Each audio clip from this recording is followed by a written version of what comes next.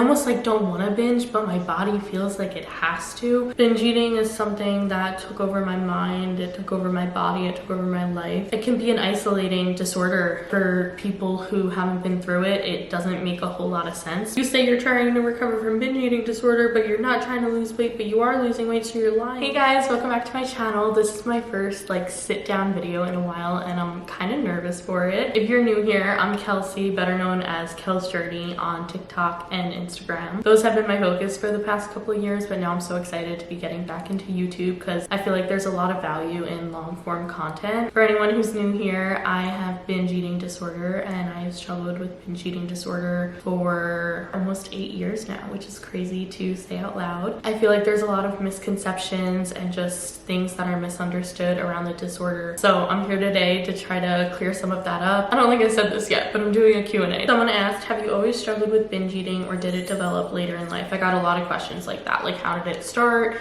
How did you know? Who diagnosed you? Everything. I'd say the first time I actually binge ate was when I was 17.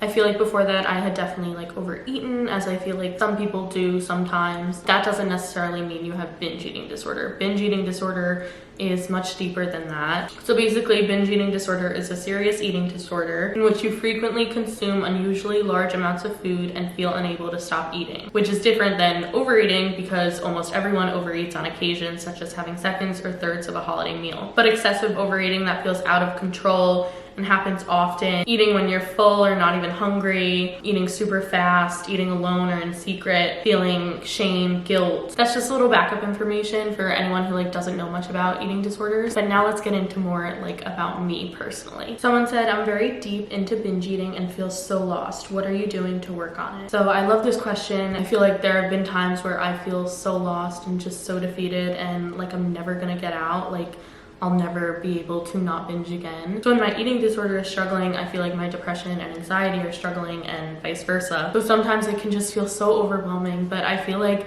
the biggest thing, and I feel like I hear this so much, but it's so true, is just taking like one little step. If you only eat takeout, then cooking one meal at home or getting something frozen. And, you know, there's always solutions. I know it's so much easier said than done. What helps me is eating 3 consistent meals a day with snacks as needed. I'm incorporating more fruits and vegetables into my diet. I'm cooking at home more, eating out less. I've been exercising more, which might not sound like it's related to binge eating, but honestly, when I'm like working out and trying to be healthy, that just like honestly supports my binge eating recovery, because I feel like when I'm so sick from binge eating that I can't even move and I'm like stuck in bed, obviously I can't work out. So when I have plans or like a goal to go work out, then, you know, I think twice about my binge eating, and that's like a weird little hack. And not focusing on weight loss at first is the biggest thing for any eating disorder recovery. This is a slippery slope, and I know that because I was at a point in like probably 2020, 2021 where I was like, I want to recover from binge eating and I want to lose weight, and I'm doing both at the same time and I don't care. And it just like kept failing. I think when you put so much pressure on yourself to make these extreme changes, you can just get so overwhelmed. And when I'm overwhelmed, I like freeze and I like don't want to do anything, which is like horrible, but it is the truth. So I feel like setting small goals and then working up from there is super like helpful. Another thing I'm doing is working on my soda intake. So I used to have like 3 large sodas a day back in like the midst of my ED. Now normally I have about 2 mini cans a day. Recently started dabbling in having 1 a day, but that's a little scary sometimes. Not scary, but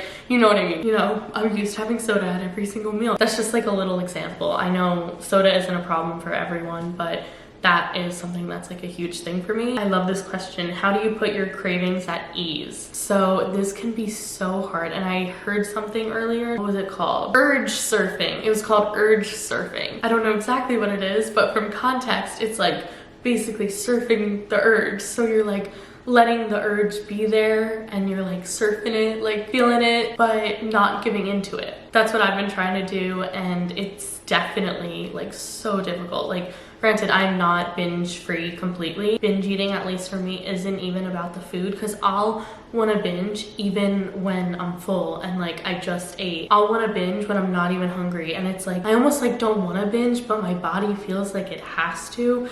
And to someone who doesn't have binge eating disorder, that's gonna make no sense. If you know, you know. I think also finding other coping mechanisms for your urges. Like, I've been working a lot on my self-care, so like my skincare routines, morning and night. I also utilize meditation, especially at night. Like if I can't sleep or anything, I'll listen to the same one. I'll put like a thing here, but Jason Stevenson, it's this guided sleep meditation. Let's put it on right now. Guys, I know this by heart because I've listened to it almost every night for the past like probably 8 years. I'm in 2015 and I've listened to it. It has 15 million views and I think they're all me. A guided meditation for sleep. About to undertake a journey into the depths of relaxation. Lord's permission to leave you. I'm gonna fall asleep if we keep listening to it, but yeah, so that's meditation. And they also have like anxiety meditations, but I specifically love sleep meditations, like especially going for a walk, journaling, talking to a friend that like hears you and understands you. I know sometimes it can be hard to find people that understand your eating disorder, and I want to acknowledge that and just validate that for anyone who can be feeling that, because it can be an isolating disorder for people who haven't been through it. It doesn't make a whole lot of sense. I think a big thing about binge eating disorder is looking at it as like a problem, which it is a problem, but really it's a symptom to a greater problem, and you need to find that problem that you need to fix. I have a lot of emotional stuff that I still need to get through. Binge eating is something that temporarily helps me cope with my emotions and just kind of like drown out the feelings and everything else in the world. I can't imagine speaking on something that I don't understand or have never been through. I feel like everyone just looks at me and thinks I'm fat and lazy. I feel like I've let that narrative eat at me for so long. I do receive a lot of hate, which can be hurtful to my mental health, but I really try to not let it affect me. It really doesn't affect me that much, at least I like to hope it doesn't, because I love social media and I have been doing it for over 10 years, and if I had to stop because of people hating and bullying me, that would just be so lame. So we're gonna keep going. I like this question, it's more like future focused. So what does recovery look like for you long term? Has your journey shifted since you started? I literally have so many plans for my recovery journey, and it's so funny because I'll get comments that say like, she just wants to stay fat so she can like get rich off social media, and it's like so funny to me because it's like, that is not what I'm trying to do at all. Like, yeah, I'm trying to motivate and inspire people on social media, but not because I'm gonna remain fat. I have very big hopes and dreams and intentions for my pages and what I want to do to help people grow and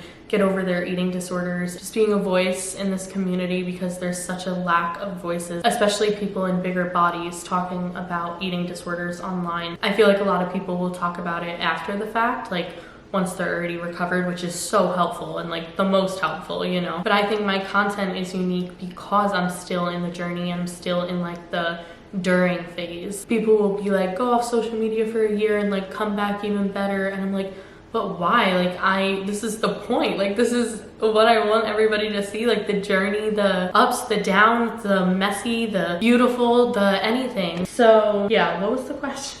My long-term goals are to lose a significant amount of weight, and I hesitate saying that because I know I'll put a trigger warning in the beginning of this video. Future Kelsey, put a trigger warning in the beginning of this video. I feel like I have so many plans for myself in the future, and the future is just gonna be so beautiful. I'm working every day to achieve those goals and, you know, my dreams, and to recover from binge eating disorder. Right now, I'd say I'm in the during phase. I'm like very more recovered than I was years ago, but I'm still not fully recovered. When I first started my recovery journey, I always thought that like to recover from binge eating, you just had to go straight into losing weight. Like, that's what I thought. It wasn't until I went into eating disorder treatment at Monte Nido. Monte Nido taught me so much, and something they tried to teach me there, and I still didn't get once I left, but I understand now, is that when you're recovering from an eating disorder, you can't just go straight into losing weight. Like, that is just not the way it works, and that's just a recipe for disaster, and that is like normally how we ended up in this place in the first place. I would go on like all these like random diets and like trying to lose weight when like I wasn't even fat, like I wasn't even overweight, but I was like freaking 10 going on like diets. So yes, my journey, my plans for my journey has changed a lot. I went from having these big plans to want to lose weight to just focusing on binge eating recovery, And now I'm still very focused on binge eating recovery and prioritizing binge eating recovery over everything. But at the same time, I feel like I'm at a good place where I can start to bring in some like weight loss aspects, and like I feel like I have certain food rules that are in my head that I have to like knock out of there with recovering from binge eating. For me at least, that comes with weight loss. The highest weight I have documented is 333 pounds, and now I'm out of the 300s at 293, so I'm really proud of myself and the progress I'm making. I feel like people get confused with that, like, what do you mean you're not trying to lose weight, but you are losing weight, but you say you're trying to recover from binge eating disorder, but you're not trying to lose weight, but you are losing weight, so you're lying. And it's like, whoa, whoa, whoa, it's not so black and white. I feel like I'm at a point where I can start to challenge myself with certain things with the help of my eating disorder dietitian, and just kind of explore healthier options and everything, not focus just on weight loss, but you know, on more health focused instead of just eating anything I want, if that makes sense. Right now I've just been focused on eating 3 meals a day, but I really want to get more into eating healthier and just choosing better options, more fruits and vegetables, you know, all the stuff that you should do, but not necessarily for weight loss, just because I want to be healthy, but in turn I will lose weight. So it's a mind fuck.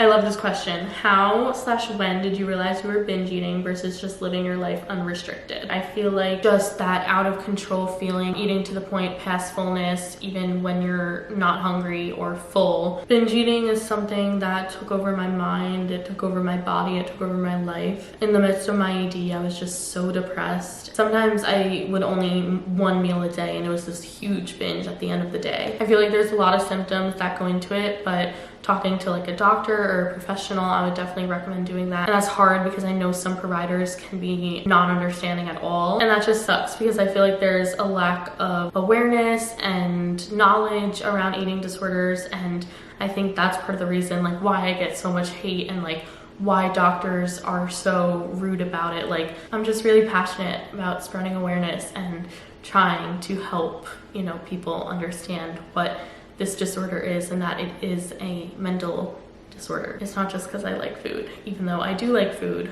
but I don't like eating to the point where I have to make myself sick because I feel so sick. This is an interesting question. Do you ever binge when you are with someone? And no, I really don't. That is something that I am ashamed of and feel really guilty and really ashamed of, and that I wouldn't want somebody else to see. So no. Someone said, do you feel like you have certain foods that trigger you or specific restaurants? Now, this is an iconic question because I am known for eating fast food, and yes, fast food is like my binge food. And if I'm gonna binge, it's typically gonna be fast food or something like a restaurant that's like fast foody, if that makes sense. But that doesn't mean I'm not gonna eat it. And I know that might sound crazy to some people, but part of eating disorders is because of the binge restrict cycle. So trying to give up fast food completely after eating it so often for the past 8 years would be unrealistic and would probably just throw me right back into a binge. My goal and what we're working on doing is having food freedom. So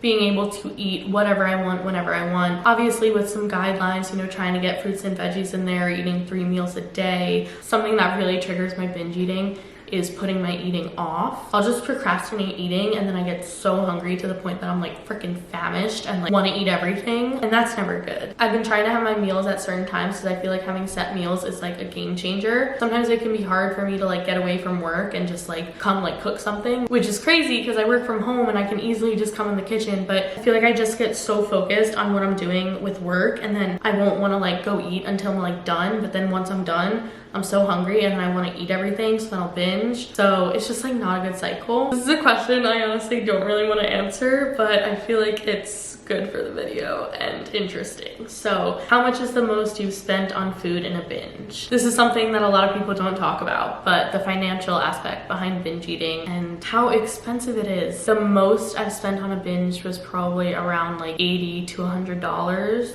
which is obviously quite insane for 1 meal, and it's hard for me to even say and talk about because I am ashamed. But I'm trying to take away the guilt and stigma because I feel like our eating disorders just thrive in that guilt and shame. And so I'm not saying like, yeah, have an eating disorder. I'm saying like recover from an eating disorder, you know? But yeah, binge eating can be expensive. It's definitely been a huge expense in my life, and you know, being in recovery has definitely saved me a lot of money. Were you ever bulimic? No, I've never been bulimic, but I have thrown up because of binge eating, but not to lose weight, just because I felt so sick. So no, that does not classify as being bulimic. And did you go to an inpatient rehab facility or outpatient program? I went to residential treatment for like a few weeks, and then that was right at the start of COVID and everything was so hectic and like shutting down. I went to eating disorder treatment in Massachusetts, and my family and friends are in New York, so it was just really hectic. So I left after a few weeks and then came back and did a partial hospitalization program, which is like a step down from inpatient, and then I shortly after got transferred to intensive outpatient. Those are just like the different levels, at least for Montanito. I loved treatment. Well, I can't say that. I hated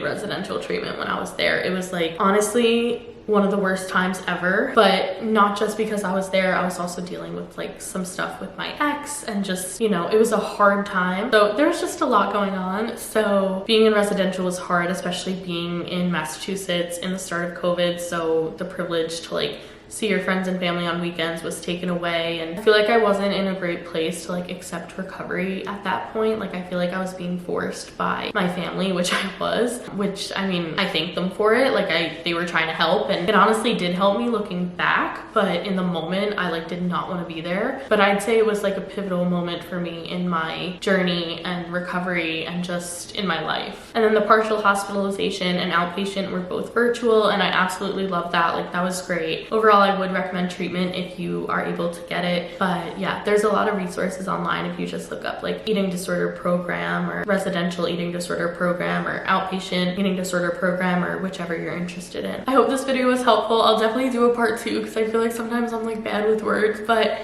yeah, I hope it was helpful and informative. And yeah, I love you guys. If you don't follow me on Instagram and TikTok, then make sure you do. I love you. Bye.